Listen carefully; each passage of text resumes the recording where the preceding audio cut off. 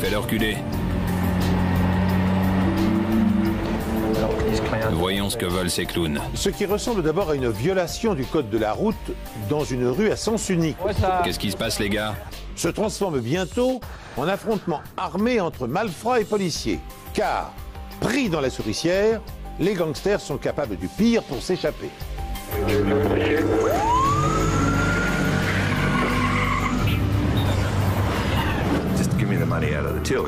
Il voulait qu'on lui donne l'argent de la caisse, il était pressé d'en finir. Il a bousillé ma vie. Il conduisait de façon très dangereuse. On l'a retrouvé caché dans la végétation à 5 ou 10 mètres de la route. Je ne sais rien à propos de ce braquage, de la fusillade, de la police. Il était agressif, il n'avait pas envie d'être là. Il était évident qu'il détestait la police. Bonjour, merci de nous rejoindre pour cette nouvelle enquête impossible. Si elle n'avait pas atteint un tel degré de violence, les attaques à main armée de boutiques passeraient presque inaperçues dans les quartiers ouest de Sydney. Mais lorsque les policiers deviennent eux-mêmes la cible d'un braqueur, la sécurité de toute la cité s'en trouve menacée. Tandis que la panique s'installe, les experts médico-légaux s'emploient à rassembler des indices dans l'urgence pour stopper le prédateur. Des forces de l'ordre et du gangster fou, qui gagnera cette course de vitesse? Je poursuivais une voiture bleue quand on est arrivé à une intersection. La voiture a beaucoup ralenti jusqu'à descendre sous les 20 km/h. J'ai trouvé ça bizarre qu'il ralentisse en plein milieu d'une poursuite, mais tout à coup, j'ai vu le passager se pencher par la fenêtre avec un fusil à canoncier. Fusillade! L'un d'entre eux est armé d'un fusil, il vient de nous tirer dessus. Il y a eu des coups de feu. J'ai accéléré le plus possible pour me mettre juste derrière le véhicule en fuite et être hors de portée des balles. Pouvez-vous nous donner une description ou l'immatriculation de la voiture? C'est une berline bleue avec 2 hommes à l'intérieur. Quand ils nous ont tiré dessus, on a compris que ce n'était pas pour nous faire peur. C'était pour nous toucher, nous tuer, nous arrêter, par n'importe quel moyen.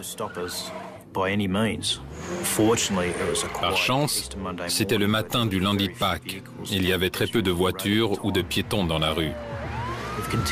On a continué à les poursuivre dans plusieurs petites rues. Et le passager s'est encore une fois tourné vers nous pour tirer. Le passager nous a encore tiré dessus. Compris. J'étais de plus en plus en colère parce qu'ils essayaient de me tuer. Alors on a continué à les suivre. Et c'est à ce moment-là que notre supérieur nous a demandé d'abandonner la poursuite. Terminé. Terminé. Bien reçu.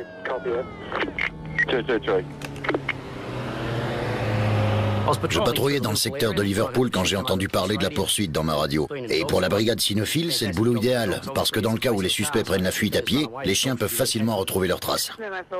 À toutes les unités, on recherche une berline bleue. Il y aurait 2 hommes à l'intérieur. Ils viennent d'être pris en chasse. Des coups de feu ont été tirés. Si vous la repérez, prenez toutes les précautions nécessaires. Finalement, j'ai retrouvé la voiture sur le bord d'une route. Et apparemment, il n'y avait personne à l'intérieur. J'ai une berline bleue immatriculée WWH 335. Est-ce que c'est celle qu'on cherche? C'est celle-là. N'oubliez pas de prendre toutes les précautions nécessaires. Ces hommes sont armés et n'ont pas hésité à tirer sur des policiers. J'ai ouvert la portière côté conducteur pour faire sentir au chien la voiture et vérifier qu'il n'y avait personne. Par chance, elle était vide. Ensuite, j'ai fait un tour sur le trottoir. Quand des gens s'enfuient à pied, ils laissent une odeur derrière eux. Et nos chiens sont entraînés à les détecter et à les retrouver. La piste suivait le trottoir et longeait les pavillons le long de la route. S'ils étaient capables de tirer sur des policiers, ils pouvaient s'attaquer à des citoyens. Je voulais absolument les arrêter. Je suis arrivé devant une palissade et le chien a retrouvé un grand pull et des gants. On est passé de l'autre côté de la palissade. La piste continuait dans les jardins et passait par-dessus beaucoup d'autres barrières. Mais avec les sirènes, les hélicoptères et les gens qui sortaient dans la rue, on a fini par perdre leurs traces. Confirmation, il est possible que la fuite soit liée au vol à main armée qui a eu lieu à la librairie de Shipping Norton. C'est tout à fait possible parce que la première fois qu'on les a vus, c'était sur la route principale de Shipping Norton. J'ai repéré la voiture alors que je me trouvais devant la boutique. et j'ai vu 2 hommes à l'intérieur. Ils n'ont fait que passer, je n'ai rien remarqué de spécial. Une demi-heure plus tard, l'un d'eux a surgi dans le magasin et a tiré un coup de feu sans même prononcer un mot. Ça a été vraiment un choc. Et c'est là qu'il m'a réclamé l'argent. Au début, vous ne savez pas quoi faire, puis vous savez comment il faut agir et vous l'écoutez attentivement. Tout ce que vous voulez à ce moment-là, c'est vous en sortir vivant. J'ai ouvert la caisse pour attraper les billets. Il m'a aussi demandé les pièces. Il me disait de ne pas faire l'imbécile et de lui donner l'argent. C'est comme ça que ça s'est passé. Il était très agressif. Et puis il m'a demandé les clés du coffre tout en me menaçant avec son arme.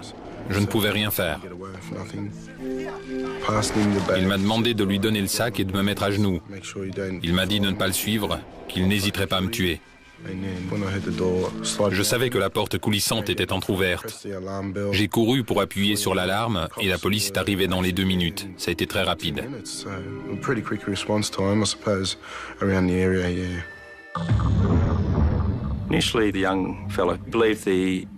Au début, le vendeur a cru que l'homme avait tiré vers le plafond. Alors on lui a demandé de se remettre derrière le comptoir, là où il se trouvait quand l'homme est arrivé, et de nous dire où le voleur se trouvait à ce moment-là. En regardant dans sa direction, on a vu une étagère remplie de paquets de cigarettes juste derrière lui. Alors on a décidé d'étudier cet angle pour voir si le coup de feu n'était pas passé plus près qu'il le pensait. J'ai regardé les étagères et j'ai vu un trou en plein milieu du mur où il y a les étalages. Et j'ai retrouvé une douille de calibre 22 près de la caisse. C'était une preuve très importante parce que le laboratoire de balistique pourrait nous dire de quel type d'arme elle provenait. L'arrestation de ces hommes devient cruciale pour éviter d'autres agressions. Leur volonté de tirer sur la police montre à quel point ils étaient désespérés. Mais à ce stade, malheureusement, personne ne savait qui pouvaient être ces criminels. Des coups de feu ont été tirés au cours d'un braquage dans une librairie de banlieue. Personne n'a été touché, mais dans leur fuite, les criminels n'ont pas hésité à tirer sur la police. La voiture abandonnée a été retrouvée à Cabramatta, à 1 kilomètre de l'endroit où la police a mis fin à la poursuite. Un peu plus tôt, un officier de police s'est fait tirer dessus. Les hélicoptères et la brigade cynophiles sont à la recherche des criminels, mais ce soir, ils sont toujours en fuite. Les braqueurs ont fait feu sur les policiers qui les poursuivaient sans état d'âme. À l'évidence, ils n'hésiteront pas à exécuter les commerçants récalcitrants à la prochaine occasion. Le danger est bien réel.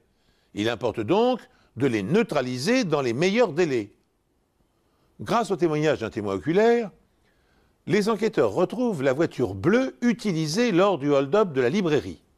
Son examen va-t-il leur permettre de collecter suffisamment d'indices pour identifier les agresseurs? Le verrou de la portière conducteur avait été forcé. Le contact avait été retiré pour permettre aux criminels de démarrer la voiture et de la voler. Sur le siège conducteur, j'ai trouvé la carte de visite d'un tatoueur. Sur le sol, il y avait un papier de bonbons et plein de mégots de cigarettes qui pouvaient porter les traces d'ADN. Et le meilleur indice se trouvait sur le siège passager. Il y avait une douille d'un fusil Remington de calibre 22 qu'on a mise dans un sachet avec les autres indices pour l'envoyer au labo.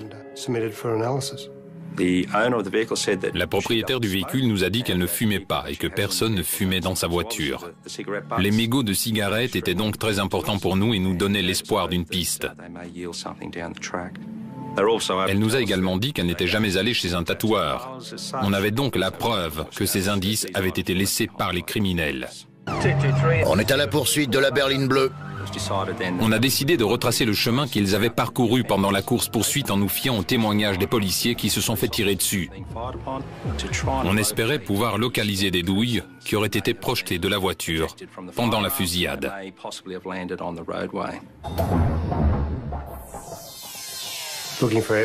La chasse aux indices revenait à chercher une aiguille dans une botte de foin. Mais j'ai eu de la chance et j'ai retrouvé la douille d'un calibre 22.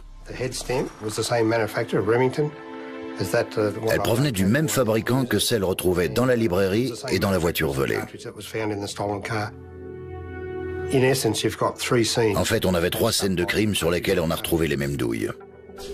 Le pull et les gants retrouvés près de la voiture abandonnée sont une autre source potentielle d'ADN. Mais sans suspect, aucun lien ne peut être établi. 2 jours plus tard, une autre épicerie se fait braquer. Je travaillais dans la réserve quand j'ai entendu la porte claquer et je me suis demandé pourquoi la porte se refermait. Quand j'ai regardé vers l'entrée, j'ai vu un homme masqué, armé d'un fusil. Et je me suis dit qu'on allait avoir de sérieux problèmes. Ma sœur était derrière le comptoir, alors je me suis montré pour la protéger. J'ai essayé de lui parler, mais il s'est énervé et il m'a jeté un sac en plastique. Il voulait qu'on lui donne l'argent de la caisse. Il était pressé d'en finir et je me suis dit que c'était un bon signe.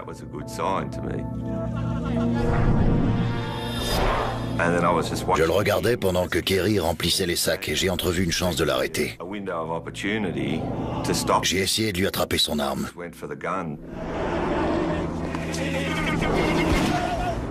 Le coup est parti et au début j'avais cru que c'était un jouet. Il y avait du papier partout, ça faisait comme de la neige qui volait dans tous les sens.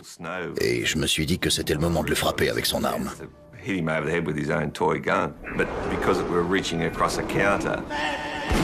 Mais il a réussi à se dégager et juste avant de partir, il y a eu un autre coup de feu. Quand je suis retourné vers le comptoir, ma sœur était étendue sur le sol. Elle avait été touchée sur le côté du ventre. Elle a été transportée à l'hôpital de Westmead où elle a dû être opérée. Les douilles et le projectile retrouvés sur les lieux ainsi que la description du voleur correspondent avec le hold-up de Shipping Norton. L'autre similitude est l'utilisation d'un sac plastique pour emporter le butin. Mais cette fois, il a été abandonné sur place. Le fait de pointer une arme sur quelqu'un pour lui extirper de l'argent est déjà un acte violent et traumatisant. Mais le fait de tirer sur une femme était très inquiétant. On était passé à un autre niveau de violence. Fort heureusement, une fois encore, des témoins ont eu le sang-froid de noter le numéro de la plaque d'immatriculation de la voiture des suspects. Une rapide vérification révèle qu'elle a été volée sur un parking à proximité d'une gare. Cette information est capitale pour les enquêteurs, car le véhicule utilisé pour le premier braquage a été volé dans les mêmes conditions. Alors, les malfrats se rendent-ils à Sydney en train pour s'attaquer aux commerçants? On avait un problème de taille à ce stade de l'enquête parce que les vols avaient eu lieu à Cabramatta et à Fairfield. Et il y a environ 50 braquages par semaine dans ce coin-là. Le trafic de drogue y est très développé, surtout à Cabramatta. Les toxicomanes ont donc besoin d'argent et c'est pour ça qu'il y a énormément de vols sur des cibles faciles. Les deux voitures avaient été volées sur le parking d'une gare située près du hold-up, ce qui nous a orientés vers l'hypothèse que les voleurs arrivaient sur place par le train et qu'ils volaient une voiture sur le parking avant de commettre leur crime. Plus tard ce soir-là, la voiture utilisée pour le vol de Sefton est retrouvée brûlée dans un parc situé à seulement quelques kilomètres du lieu de braquage. On avait tiré sur une femme et l'affaire prenait une toute autre tournure. On avait très peur que quelqu'un se fasse tuer. Et dans la semaine qui suit, la situation ne s'améliore pas. On a reçu un appel nous disant qu'il y avait eu un braquage dans une cave de Fairfield.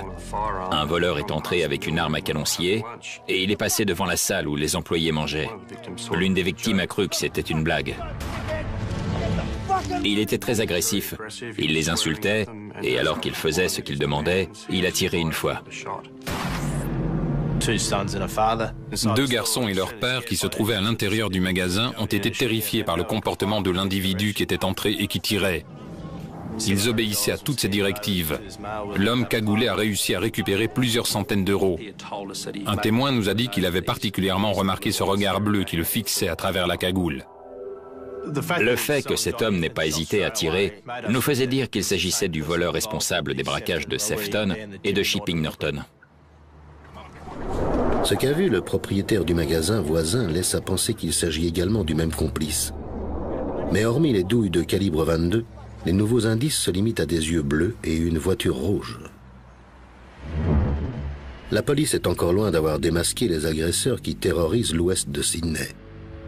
Une réalité d'autant plus inquiétante que la fréquence des crimes ne cesse d'augmenter. Il y a eu un braquage dans une épicerie de Parramatta.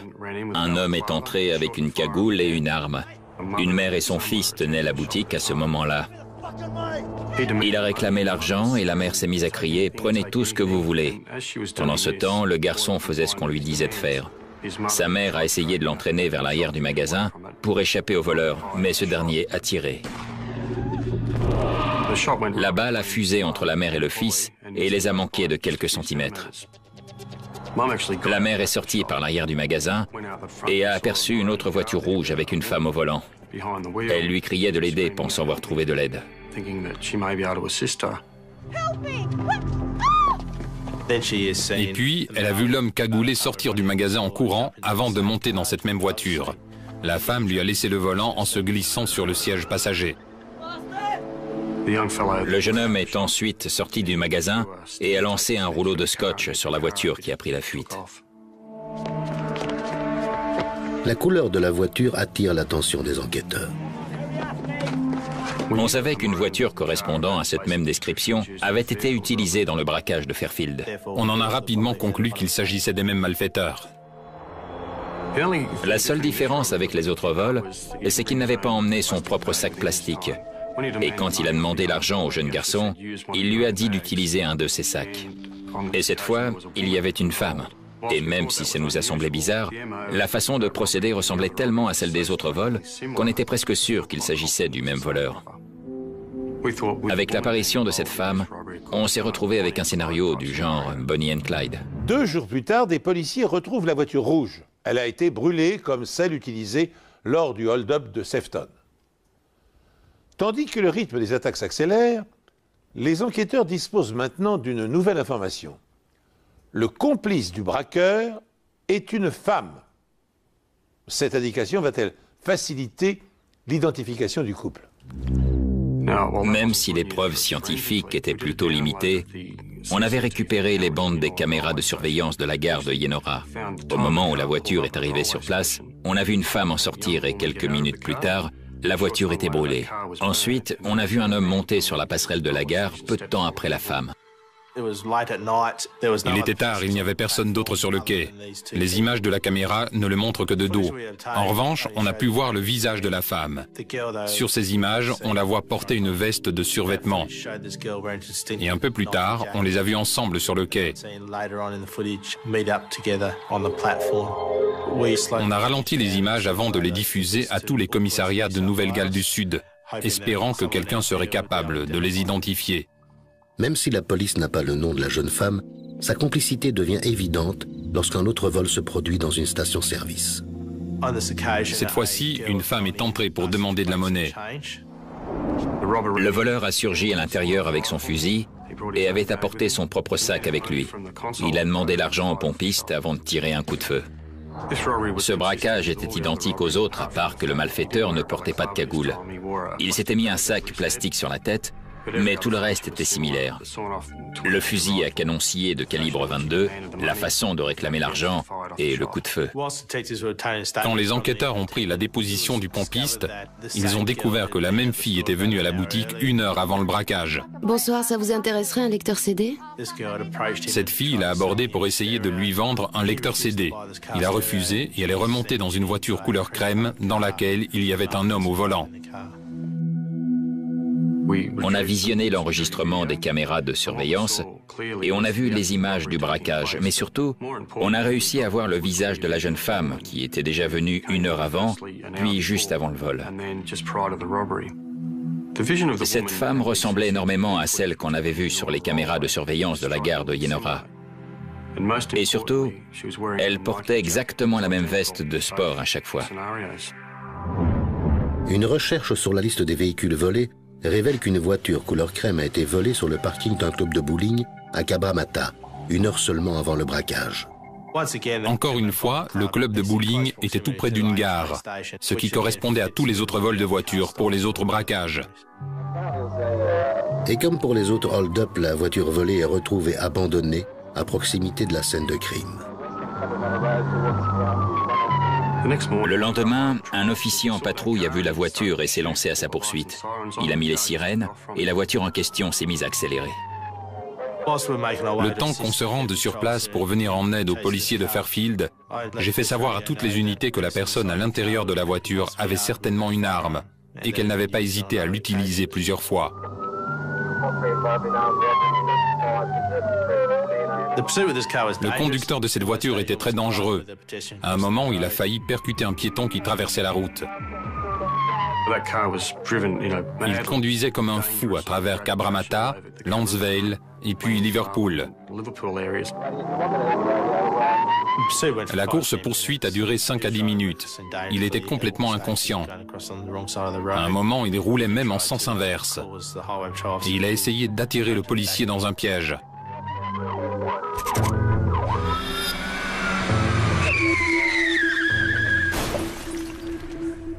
La course-poursuite a pris fin quand il a fait une sortie de route dans l'une des rues principales de Sydney. Sortez de la voiture! Les mains en l'air, sortez de la voiture! Juste après son accident, il s'est retrouvé cerné par des policiers qui redoutaient sa réaction. Sortez du véhicule, les mains en l'air! Il est resté à l'intérieur, il ne voulait pas bouger. Comme il refusait de sortir de la voiture et que la situation commençait à échapper à notre contrôle, j'ai cassé la vitre côté conducteur avec un bâton. Je lui ai demandé de sortir de la voiture, mais il refusait toujours de faire le moindre geste. Alors je l'ai agrippé pour le sortir moi-même par la vitre cassée. L'homme a été arrêté et conduit au poste. On l'a identifié comme étant Stephen Hooper. Après une dangereuse course-poursuite à travers les rues dans les quartiers ouest de la ville de Sydney, Stephen Hooper est placé en état d'arrestation. Notre objectif était de le relier au braquage de la station-service la nuit précédente. Il était dans une voiture, volée sur le parking du club de bowling juste avant le braquage. Et sa façon de conduire prouvait qu'il avait bien plus à se reprocher qu'un vol de voiture. Et le fait qu'il n'ait eu aucun scrupule à mettre la vie des autres en danger nous laissait penser qu'il était non seulement impliqué dans le braquage de la station-service, mais aussi dans tous les autres braquages sur lesquels on enquêtait. L'inspecteur Malone et moi allons vous poser des questions sur cette voiture volée couleur crème. Qu'est-ce que vous avez à nous dire là-dessus? J'ai rien à dire.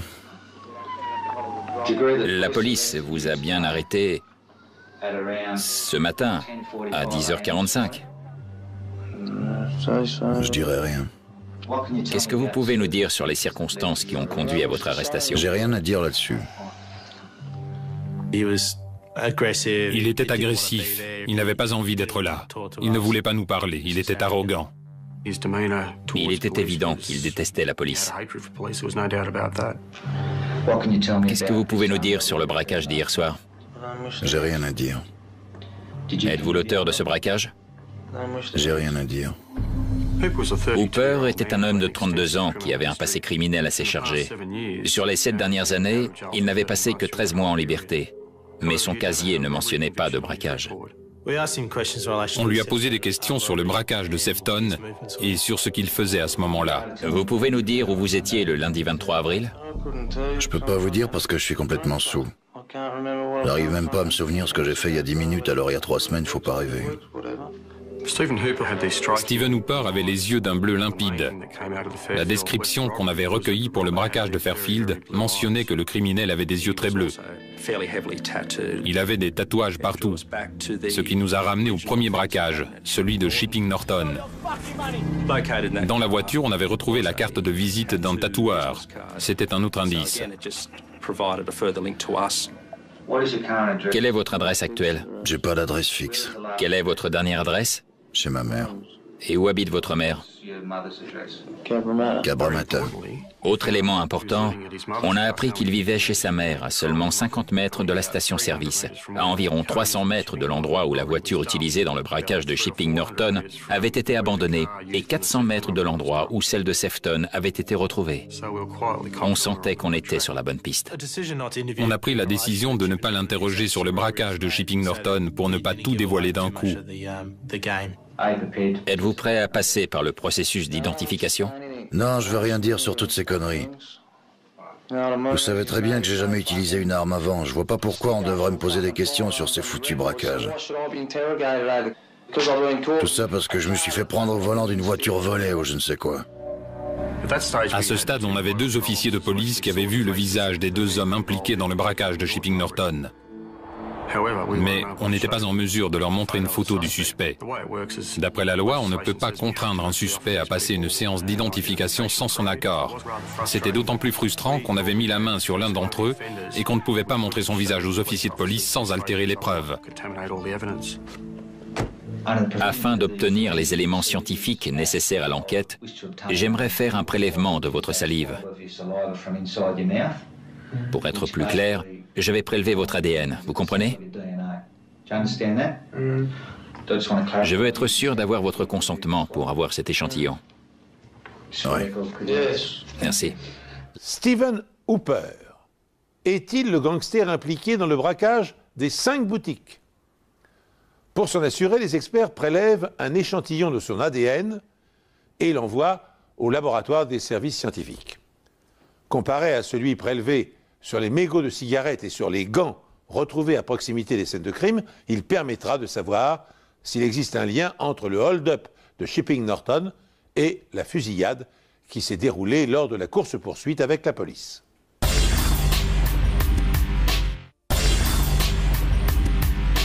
Stephen Hooper est-il le gangster impliqué dans le braquage des 5 boutiques?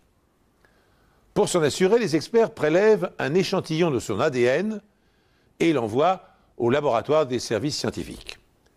Comparé à celui prélevé sur les mégots de cigarettes et sur les gants retrouvés à proximité des scènes de crime, il permettra de savoir s'il existe un lien entre le hold-up de Shipping Norton et la fusillade qui s'est déroulée lors de la course-poursuite avec la police. À cause du grand nombre de crimes commis en Nouvelle-Galles du Sud et du nombre d'enquêtes résolues grâce à l'ADN, les laboratoires sont débordés et les résultats sont très longs à obtenir. Généralement, les affaires de meurtre sont prioritaires, alors il a fallu qu'on patiente pour avoir nos résultats. Pendant ce temps, le laboratoire de balistique étudie les liens éventuels entre les 7 douilles de calibre 22 récupérées sur les scènes de crime. Chaque arme laisse sa propre signature sur une balle ou une cartouche. La signature est unique à cette arme. Grâce à un microscope comparatif, j'ai pu déterminer que la taille et la forme des marques de tir des 7 douilles étaient identiques.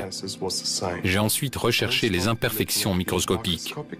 C'est un peu comme essayer d'aligner des rails sur des voies ferrées. Grâce à cette méthode, j'ai pu arriver à la conclusion que les 7 balles avaient été tirées par la même arme. Il fallait qu'on localise l'arme.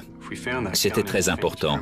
Si on parvenait à trouver cette arme chez lui, ou dans un endroit qu'il fréquentait beaucoup et que les résultats d'ADN se révélaient positifs, on aurait de quoi inculper notre suspect pour les braquages. Pour l'instant, Hooper n'est accusé que de refus d'obtempérer et de vol de voiture. Il sera déclaré coupable et condamné à 12 mois de prison.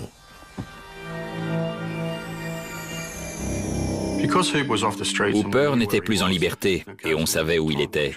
Ça nous laissait le temps d'identifier sa complice. Après avoir visionné les enregistrements des caméras de surveillance de la gare de Yenora, on était presque sûr d'avoir affaire au même homme. Le corps, la carrure et même les vêtements étaient identiques à l'homme filmé par la caméra. La publication des photos de la mystérieuse jeune femme prises par les caméras de surveillance finit par porter ses fruits. Elle est identifiée. Elle s'appelle Sherry Atkinson. Malgré son jeune âge, elle possède déjà un lourd passé criminel. Elle se prostitue et son casier judiciaire fait état de nombreux délits. Malgré sa dangerosité, les policiers ont bon espoir de l'interpeller rapidement. Malheureusement, ils se trompent. Sherry Atkinson est désormais sur ses gardes. Après avoir identifié Sherry, on a appris qu'elle avait déjà été condamnée pour braquage. Et comme elle était en liberté conditionnelle, elle devait se présenter quotidiennement au commissariat de police. Alors on s'est dit qu'on pourrait la coincer quand elle viendrait se présenter, mais bien sûr ça n'a pas marché, parce qu'elle n'est pas venue. J'ai envoyé une note aux patrouilles en signalant qu'on avait besoin de lui parler. Les braquages s'étaient arrêtés depuis l'arrestation de Hooper, même si on avait encore 2 personnes à identifier. Les enquêteurs décident de revisiter toutes les scènes de crime en espérant découvrir de nouvelles informations susceptibles de faire avancer l'enquête. Quand on est retourné à l'épicerie de Shipping Norton et qu'on a parlé au vendeur, il nous a fourni des informations supplémentaires. Il nous a dit entre autres que le voleur avait été vu près d'une épicerie juste avant le braquage. J'ai vu une voiture garée devant le magasin et j'ai trouvé ça bizarre. Il y avait 2 hommes assis dans la voiture et ils baissaient la tête comme s'ils ne voulaient pas qu'on voie leur visage. Quand je suis ressorti du magasin, je suis passé à côté de cet homme. On s'est croisés à l'entrée. Il avait les mains dans les poches arrière de son pantalon. Je suis remonté dans ma voiture et j'ai attendu quelques minutes, mais il ne s'est rien passé. Et puis je suis reparti parce que j'avais un train à prendre pour aller au travail. Après avoir vu la même voiture aux informations, Alan est convaincu que les deux hommes qu'il avait remarqués étaient les responsables du braquage. Ces deux hommes faisaient entre 1m70 et 1m75. Ils n'avaient pas l'air très nets et ils portaient des survêtements. On aurait dit des drogués qui préparaient un mauvais coup. Monsieur Frances nous a dit que s'il avait l'occasion de revoir ces personnes, il serait capable de les identifier. Et la probabilité pour que Stephen Hooper soit l'un d'entre eux grandit. On a reçu les résultats du labo et l'ADN de Hooper se trouvait sur l'un des gants et sur le pull qu'on avait retrouvé tout près de la voiture qui avait servi dans le braquage de Shipping Norton.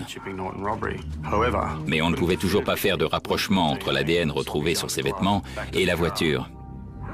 Et même si c'était une pièce à conviction importante, on ne pouvait pas s'en servir. Stephen Hooper peut être relié au braquage grâce aux échantillons de son ADN prélevés par les experts. Pour autant, cette preuve matérielle n'est d'aucun secours pour identifier son complice. Tandis que l'enquête piétine, la chance tourne brusquement en faveur des policiers. Sherry Atkinson est arrêtée pour avoir commis un vol à l'étalage. Quand on a dit à Sherry qu'on savait pour sa complicité dans le braquage de la station-service, elle a tout de suite compris qu'elle allait avoir des problèmes. Elle savait que soit elle coopérait et elle nous aidait dans notre enquête, soit elle allait être accusée de complicité. Elle a choisi de nous aider. J'étais dans une mauvaise passe. J'avais besoin d'argent pour me procurer de la drogue. Et dans ce cas, vous vous fichez de savoir ce qu'ils font ou d'où vient l'argent. C'était juste une question d'argent, de drogue, du trou que vous avez dans le bras, vous comprenez? Oui. Hooper et elle étaient de grands drogués. Ils en prenaient pour 700 € par jour. Hooper sortait pour trouver de l'argent et quand il revenait, ils allaient acheter la drogue ensemble. Et c'était comme ça tous les jours. Elle a commencé à coopérer. Elle n'a pas hésité à confirmer que c'était bien elle sur les images de la caméra de surveillance au moment du braquage de la station-service. Mais d'après elle, elle ne savait pas que Stephen avait l'intention de voler la caisse. Elle ne savait pas ce qui allait se passer jusqu'à ce qu'elle le voie entrer dans la boutique avec un sac sur la tête. Je ne savais pas du tout qu'il allait faire ça. Tout ce que je voulais, c'était vendre le lecteur CD. Je suis rentrée, il est arrivé en courant et a tiré une fois.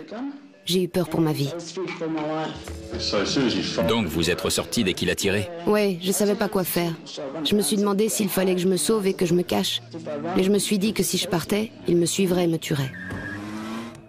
On avait la quasi-certitude que Sherry était impliquée d'une façon ou d'une autre dans le braquage de l'épicerie de Parramatta.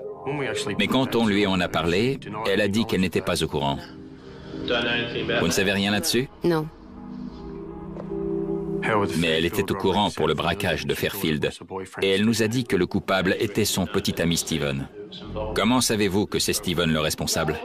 Je n'en suis pas sûre à 100%, mais presque. Ça lui ressemble en tout cas. En lui posant d'autres questions, elle nous a révélé qu'elle avait déjà vu Hooper avec un fusil à canon scié. Quand je l'ai vu revenir avec cet argent, je lui ai demandé d'où il venait et il m'a répondu de ne pas m'inquiéter. Il m'a dit « T'as la cam, alors tu la fermes, arrête de râler et de chercher à savoir. » Quand on a regardé les images de la gare de Yenora, où on la voyait de face, elle a confirmé que c'était bien elle. Ce sont les marches de la gare de Yenora, et on ne voit cet homme que de dos. Il est bien, hein? Oui, vous avez de la chance. C'est clair.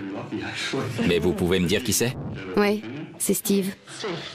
Et comment vous le savez? Les tatouages. Elle a identifié le tatouage sur le mollet de Hooper. Elle nous l'a signalé. Elle a aussi reconnu le tatouage de son cou. Elle nous a dit qu'ils avaient abandonné la voiture, que Stephen y avait mis le feu et qu'ils étaient partis voir leur dealer pour lui acheter de la cocaïne. Sherry restait assez vague quand on lui posait des questions sur les amis ou les complices de Hooper. La seule chose qu'elle a pu nous dire, c'est qu'il traînait avec un homme très mince avec des taches de rousseur. Elle nous a dit qu'il s'appelait peut-être Daniel Adamson. Tout commençait à s'éclaircir, mais on ne savait pas qui était cette troisième personne. Tout ce qu'on avait, c'était un nom dont on n'était pas vraiment sûr. C'est à ce moment-là qu'un informateur se manifeste.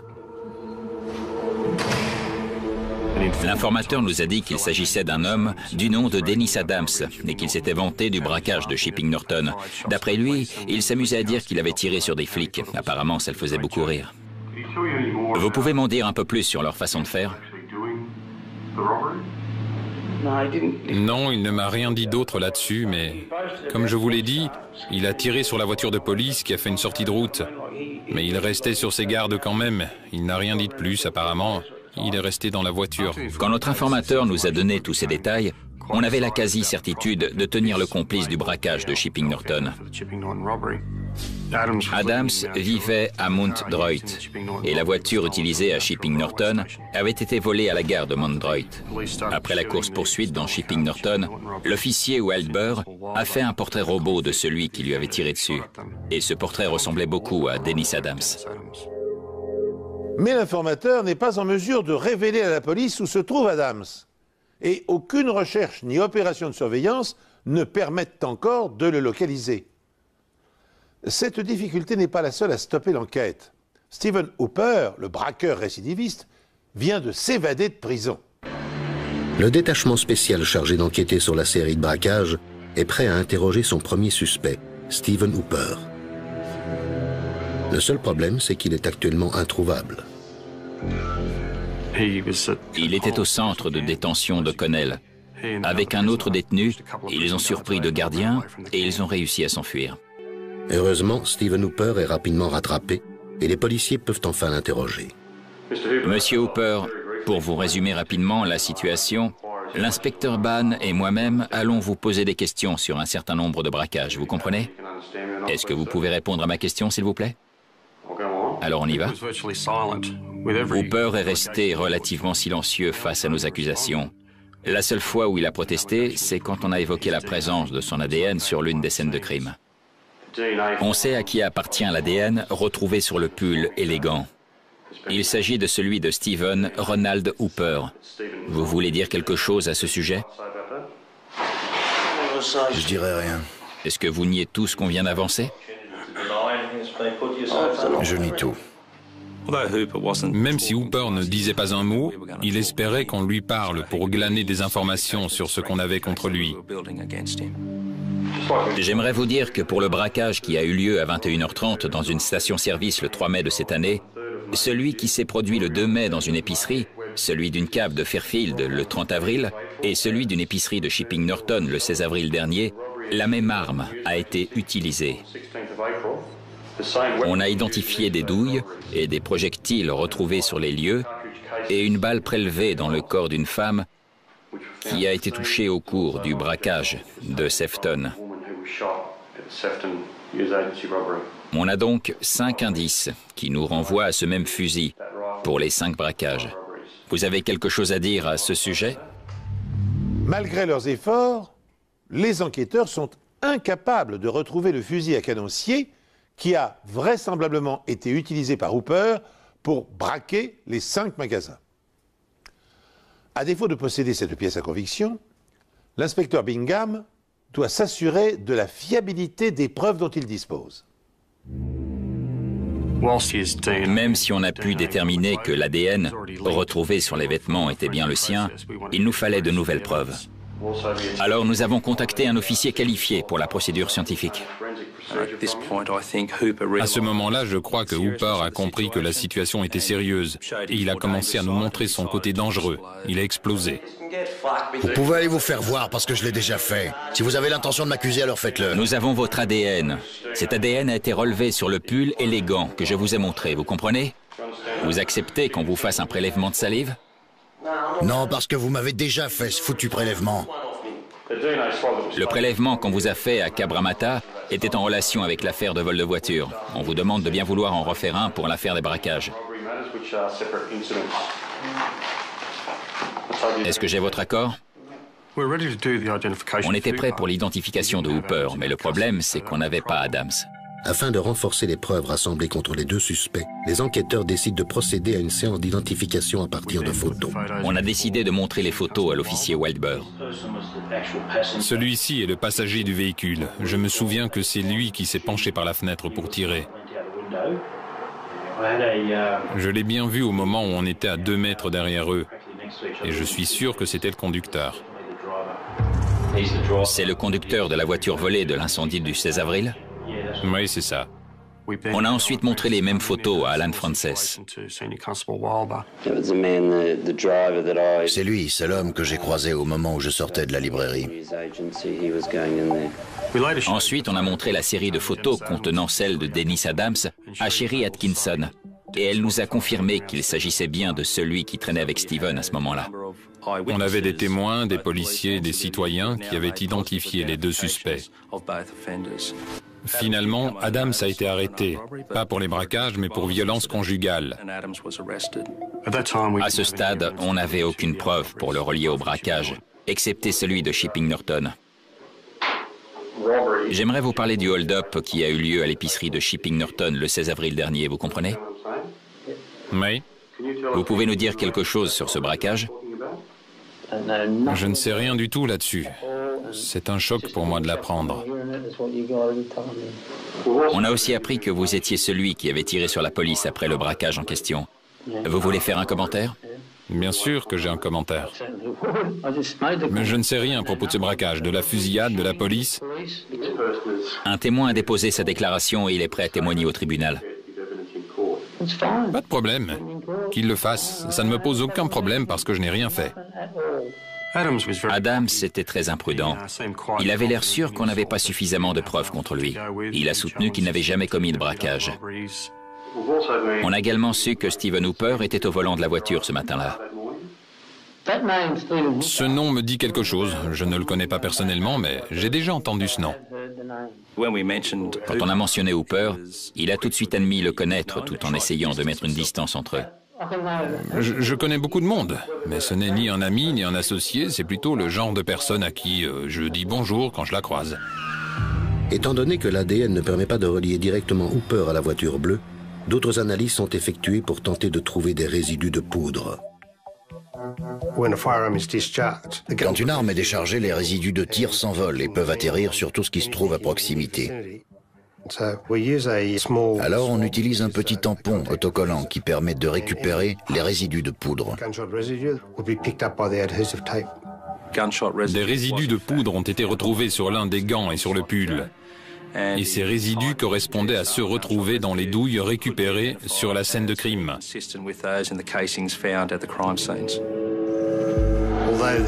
Même si le tireur était le passager, les résidus de tir sont entrés dans le véhicule et se sont déposés sur les vêtements du conducteur. C'est probablement l'élément qui nous a permis de confirmer la culpabilité de Hooper.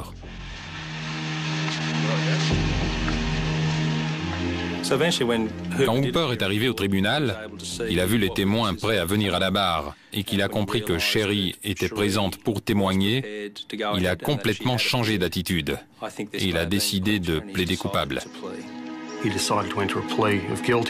Il a décidé de plaider coupable pour un certain nombre de braquages plutôt que de passer en jugement pour tous les vols.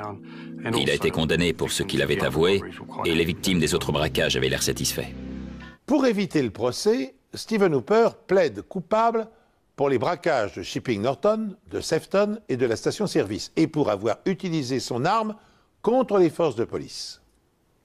Pour l'ensemble de ces délits, il est condamné à 16 ans de prison. Il ne pourra bénéficier d'une mise en liberté conditionnelle qu'à partir de 2014. Dennis Adams a été jugé pour vol à main armée à Shipping Norton et pour la fusillade avec la police. Il a été condamné à 12 ans de prison. Le vol à main armée est probablement l'agression la plus traumatisante qui soit. En 21 ans de carrière, je n'ai pas vu une seule victime de braquage qui n'ait pas été affectée ou traumatisée. Ce hold-up a eu un effet dévastateur sur ma santé. Peu de temps après, on m'a diagnostiqué une dépression.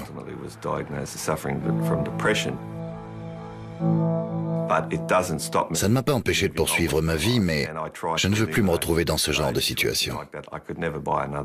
Je ne peux plus tenir un commerce, je ne pourrai plus jamais. Les vols à main armée peuvent être très traumatisants et on fait tout ce qui est en notre pouvoir pour ne pas laisser ces criminels dans la rue. Notre rôle est de les mettre derrière les barreaux. Être victime d'une agression armée est une épreuve traumatisante qui laisse des séquelles indélébiles. Dans un quotidien qui semble gagné par la violence, la criminalité est-elle un fléau unanimement répandu à la surface de la planète? Bien, pour le savoir, j'ai consulté pour vous quelques statistiques récentes. Et nous apprenons ainsi qu'avec un taux de 138 délits annuels pour 1000 habitants, curieusement, la Suède est le pays le plus dangereux de l'Union européenne. Avec 15 délits, la Lituanie est le plus pacifique, la France se situant statistiquement dans la moyenne des 27 pays de la communauté. En ce qui concerne les homicides, environ 17 000 meurtres sont commis chaque année aux États-Unis par arme à feu. C'est 12 fois plus que la moyenne enregistrée dans les pays européens. Comme l'a dénoncé Michael Moore dans son film documentaire Bullying for Columbine, ce phénomène s'explique en grande partie par le droit dont disposent les Américains de posséder une arme. Droit qui, malheureusement, est inscrit dans la Constitution américaine et dont fait usage un Américain sur 2. Ainsi s'achève cette émission. Merci d'avoir suivi et de nous rester fidèles. Je vous donne rendez-vous prochainement sur cette antenne, bien sûr, pour une nouvelle enquête impossible.